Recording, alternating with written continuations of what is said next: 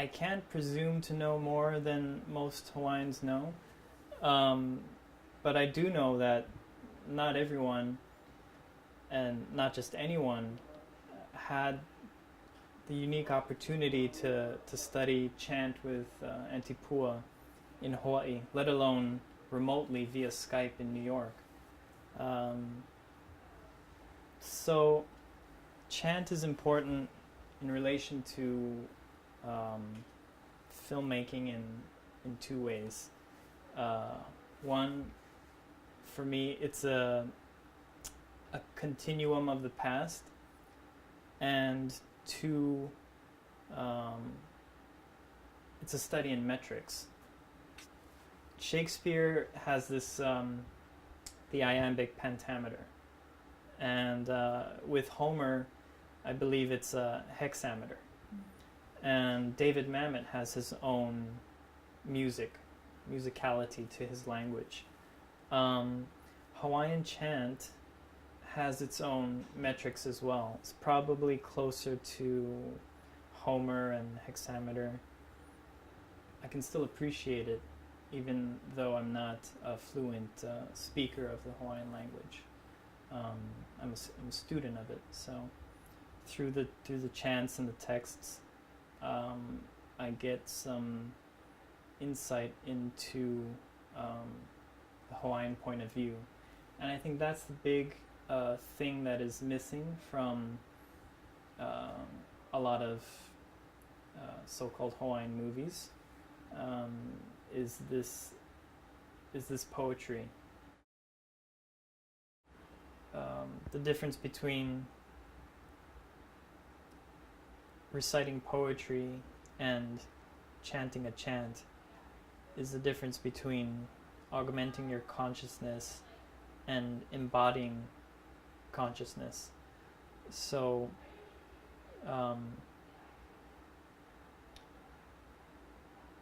with poetry, it's closer to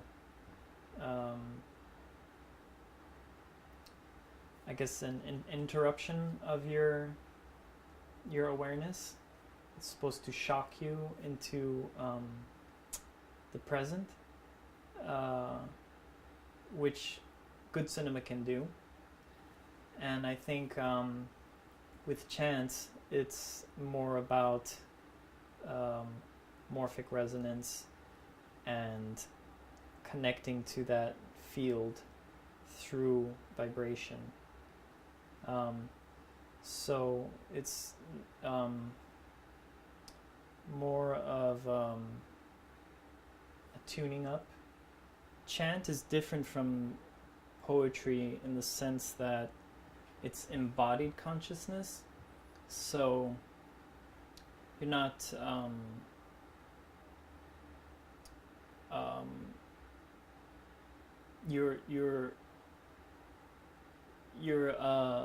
you're entering that morphic field, what Rupert Sheldrake calls the morphic resonance, or what we call the ha'aka'ao. It's that portal. So chants are more metaphysical in that way, whereas poetry is just more of an examination of language.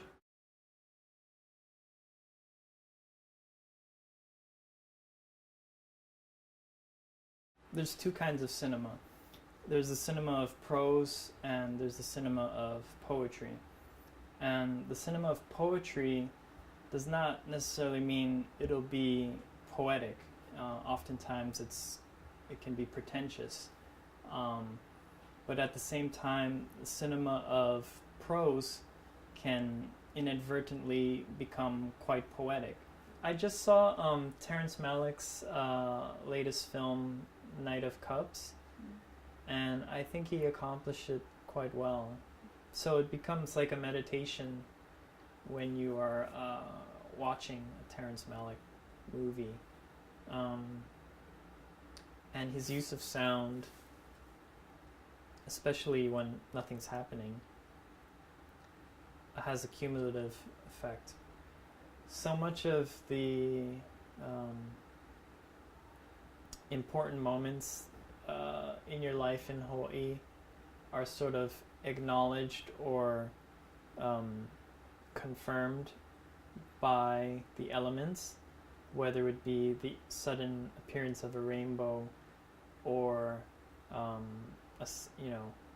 very auspicious rain that happens at just the right particular time.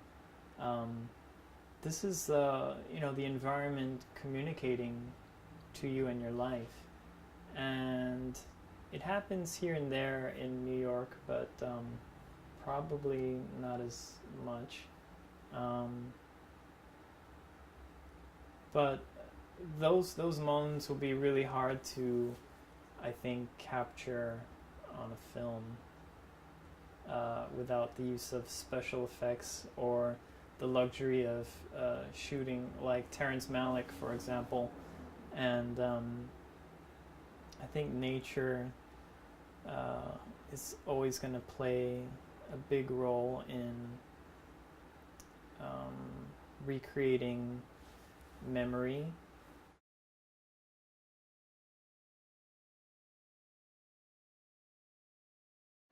What I like about Transcendental Meditation is it's not really religious, so you don't have to be a student of Vedanta, or you don't have to be Hindu.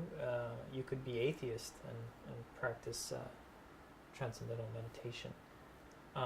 So I find it's a good fit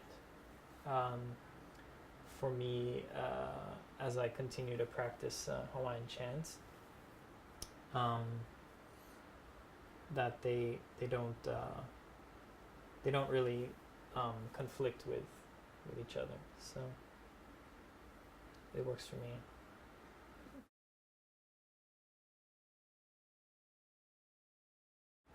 If you just look at the films that